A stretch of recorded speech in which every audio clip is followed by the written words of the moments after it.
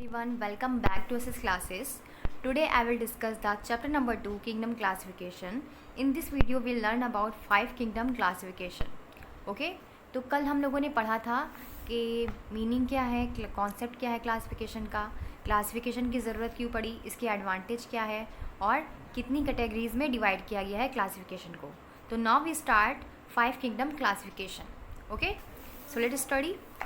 R.H. Whitaker, 1969, an American ecologist, advocated a five-kingdom system of classification. The living world is classified into following 5 kingdoms. तो R.H. Whitaker जो थे वो एक American ecologist थे. उन्होंने क्या किया, उन्होंने 5 किंगडम सिस्टम ऑफ क्लासिफिकेशन के बारे में बताया. ठीक है, तो उन्होंने किसी भी ऑर्गेनिज्म को 5 किंगडम में क्या क्या क्लासीफाई किया. 5 जगत में, किंगडम मतलब होता है जगत, ठीक है, उसमें क्लासीफाई किया. तो वो क्लासिफिकेशन क्या थी, उसमें कौन कौन से जो हैं फंडामेंटल रूल्स आते हैं, तो चलिए हम लोग देखते हैं. तो फर्स्ट किंगडम जो था उसका नाम था Monera, kingdom Monera. Kingdom Protista second था, kingdom Fungi third, kingdom Plantae fourth and kingdom Animalia fifth. तो ये 5 जो है किंगडम में डिवाइड किया था R.H. विटकर ने. ओके, तो अब हम लोग बारी बारी एक एक के बारे में डिस्कस करेंगे. तो आज हम लोग पूरी डिटेल में पढ़ने वाले हैं मोनेरा के बारे में. ठीक है, किंगडम मोनेरा जो हमारा फर्स्ट है किंगडम है. तो किंगडम मोनेरा में देखिए क्या होता है कि इसमें प्रोकैरियोटिक ऑर्गेनिज्म आते हैं. ठीक है, इसमें क्या होते हैं, प्रोकैरियोटिक ऑर्गेनिज्म आते हैं, जैसे बैक्टीरिया हो गया, ब्लू ग्रीन एल्गी हो गई, एनाबीना एंड नॉस्टॉक. ये उन ऑर्गेनिज्म के नाम हैं जो इसके अंदर आते हैं. फर्दर हम लोग डिटेल में पढ़ेंगे तो एक एक चीज़ हम लोग इसमें क्लियर करते चलेंगे. ओके, सेकेंड किंगडम है प्रोटिस्टा. प्रोटिस्टम जो होता है उसमें यूनिसेलुलर यूकैरियोटिक ऑर्गेनिज्म होते हैं लाइक प्रोटोजोन्स. ठीक है, प्रोटोजोन्स क्या होते हैं, बहुत छोटे एनिमल जिनको हम लोग माइक्रोस्कोप की हेल्प से देखते हैं, as like amoeba, euglena, paramecium and algae.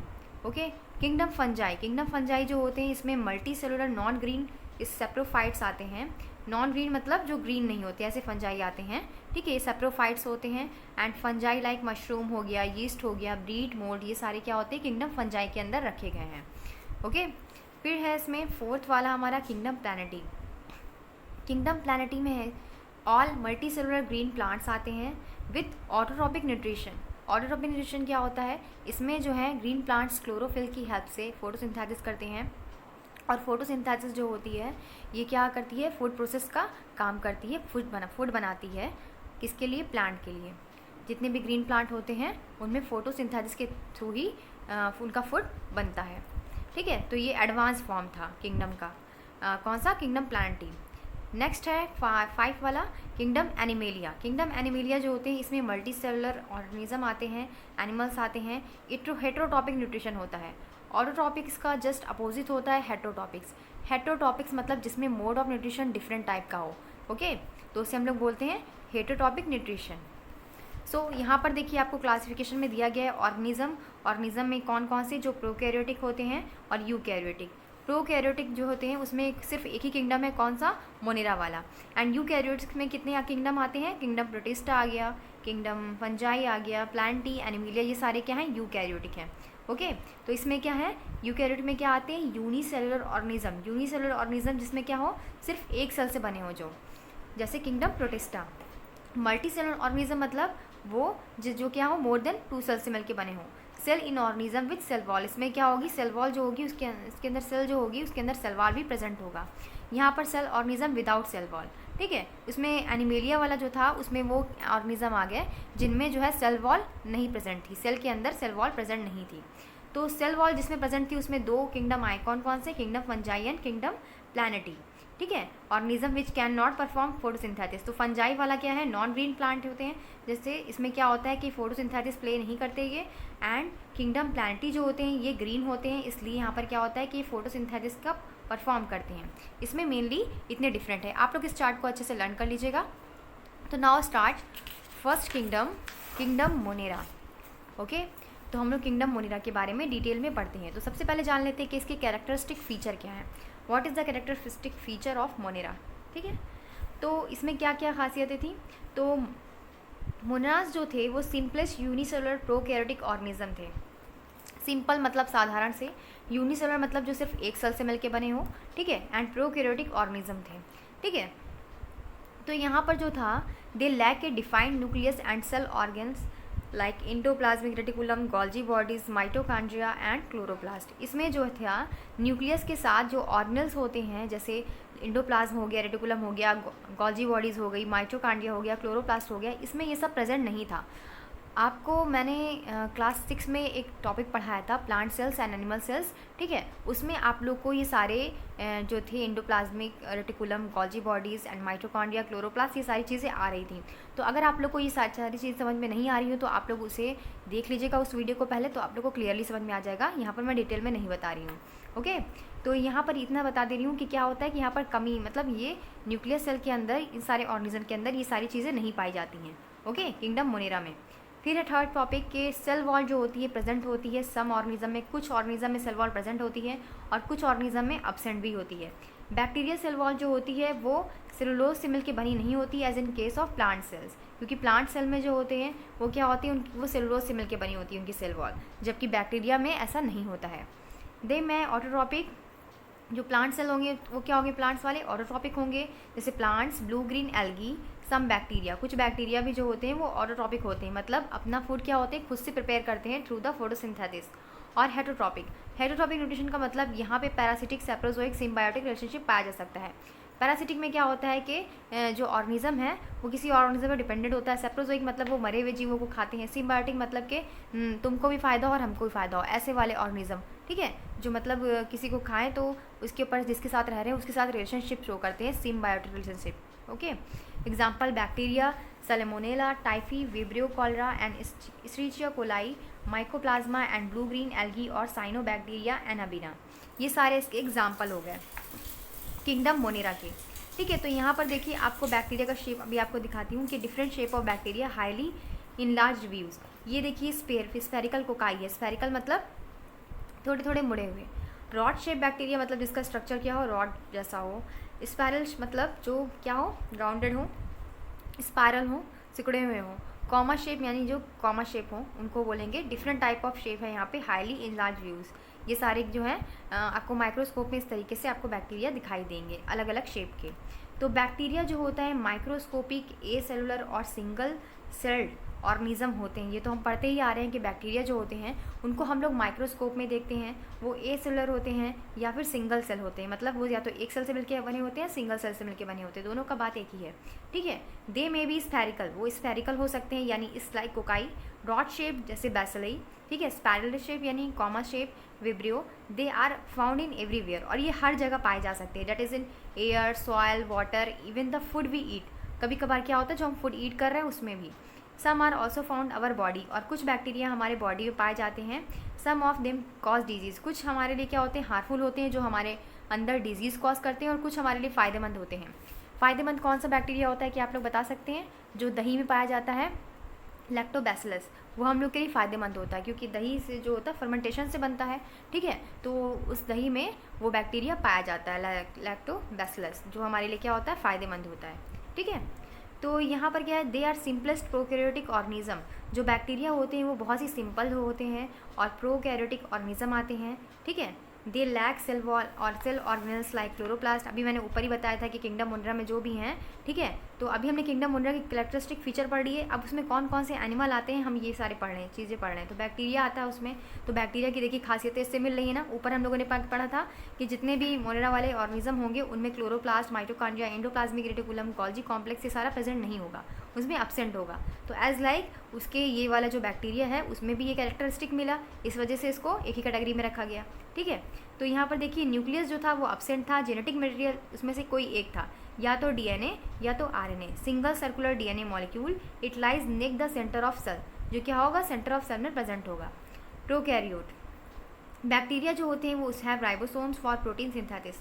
Bacteria में जो होते हैं राइबोसोम्स प्रेजेंट होते हैं जो फोटोसिंथेसिस का प्रोसेस करते हैं।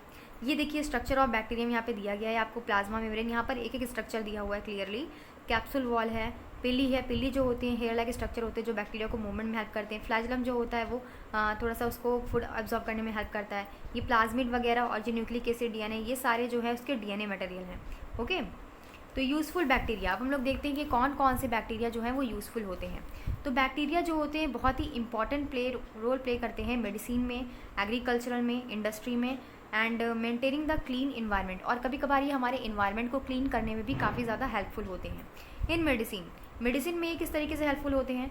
कुछ बैक्टीरिया जो होते हैं एंटीबायोटिक्स के तरह सीरम के थ्रू या वैक्सीनेशन में प्रयोग किए जाते हैं, यूज़ किए जाते हैं। ठीक है, एंटीबायोटिक्स जैसे हमारा हो गया क्लोरोमाइसिन या स्ट्रेप्टोमाइसिन, इरिथ्रोमाइसिन एक्सेट्रा, ये प्रोड्यूस होते हैं बैक्टीरिया से और ये इनहिबिट करते हैं ग्रोथ दो पैथोजेनिक माइक्रो ऑर्गेनिज्म। ये क्या करते हैं, ये हमारे शरीर के अंदर जब डाले जाते हैं तो वो पैथोजन होता है उसकी ग्रोथ को ये स्टॉप कर देते हैं ताकि वो हमारे अंदर हार्मफुल चीज़ें ना फैलाएं। ठीक है, these are used to control and cure diseases, ये यूज़ किए जाते हैं एंटीबायोटिक्स के थ्रू या तरह। ठीक है, क्योर द डिजीज़ से बचाने के लिए, जैसे टाइफाइड हो गया, डिप्थीरिया हो गया, न्यूमोनिया हो गया, ट्यूबरकुलोसिस, इस सारी डिजीज़ में हम लोग क्या करते हैं, एंटीबायोटिक्स को लेते हैं। नेक्स्ट है हमारा सीरम जो होता है वो कंटेन करता है antibodies against the particular pathogen. ये क्या होता है, ये भी पैथोजन के इफ़ेक्ट करता है, मतलब अगेंस्ट क्या करता है, ये उसको फैलने से रोकता है। They are used to prevent the specific bacteria infection, provide the immunity in the body particular disease. ये हमारी बॉडीज़ को इम्यूनिटी प्रोवाइड करता है। इम्यूनिटी मतलब रोग प्रतिरोधक क्षमता जो हमारे शरीर के अंदर होगी तो हम कम से कम बीमार पड़ेंगे। ठीक है, vaccine are use for the protection against infection from a particular disease such as typhoid, cholera, small pox. A vaccine is suspension of killed pathogenic bacteria. तो वैक्सीन जो होता है वो क्या होता है, वो यूज़ किया जाता है प्रोटेक्शन के लिए अगेंस्ट किसी इन्फेक्शन के थ्रू ना, जैसे टाइफाइड हो गया, कॉलरा हो गया, स्मॉल पॉक्स हो गया। अब जैसे कि कोरोना है तो कोरोना के लिए भी हम लोग क्या कर रहे हैं, वैक्सीन ले रहे हैं। तो वैक्सीन में क्या होता है आपको पता है, वैक्सीन में उसी बैक्टीरिया को या उसी वायरस को क्या होता है, डेड फॉर्म में हमारे अंदर डाला जाता है ताकि जब वो हमारे शरीर के अंदर जाएगा तो हमारा शरीर पहचानेगा उसको कि अरे ये हमारी बॉडी का तो पार्ट है नहीं, ये दूसरा कोई आया है, तो वो उससे लड़ लड़ के क्या कर लेगा, अपने अंदर एंटीबॉडीज़ बना लेगा तो फिर फर्दर वो हमारे डिजीज़ हमारे अंदर फैलने से रुकेगा। ठीक है, तो इसीलिए बोलते हैं ना कि जिसकी इम्यूनिटी ज़्यादा होती है वो कम बीमार पड़ते हैं, जिसकी इम्यूनिटी कमज़ोर होती है वो ज़्यादा बीमार पड़ते हैं। ऐसा सुना होगा आप लोगों ने, है ना। तो यही होता है। फिर है इन इंडस्ट्री में देखिए बैक्टीरिया हेल्प करते हैं प्रिपरेशन ऑफ कर्ड। अभी मैंने बताया आपको दही बनने में कौन सा बैक्टीरिया यूज़ होता है, लैक्टोबैसिलस बैक्टीरिया यूज़ होता है। फर्मेंटेशन और curding of milk, curd formation, the milk sugar lactose converted lactic acid. इसमें जो मिल्क शुगर होता है लैक्टोज, उसको कन्वर्ट कर दिया जाता है बैक्टीरिया के थ्रू लैक्टिक एसिड में एंड फर्दर वो कर्ड बन जाता है, दही बन जाता है, जो हमारे लिए फ़ायदेमंद होता है। क्यूरिंग ऑफ चीज़, तो चीज़ भी बैक्टीरिया की हेल्प से प्रोड्यूस होता है पर्टिकुलर टेस्ट के लिए। मैन्युफैक्चरिंग ऑफ विनेगर जो आप लोग खट्टा यूज़ करते हो, ठीक है, जो चाउमीन वगैरह में यूज़ किया जाता है, तो उसमें भी क्या होता है, फर्मेंटेशन से बनता है शुगर सॉल्यूशन के, और ये बैक्टीरिया के थ्रू बनता है। Curing ripening tea tobacco leaves, it carried out by the bacteria develop characteristic aroma and flavour. जो हम लोग कॉफ़ी वगैरह पीते हैं उसमें अरोमा के फ्लेवर को बढ़ाने के लिए भी कुछ बैक्टीरिया का यूज़ किया जाता है।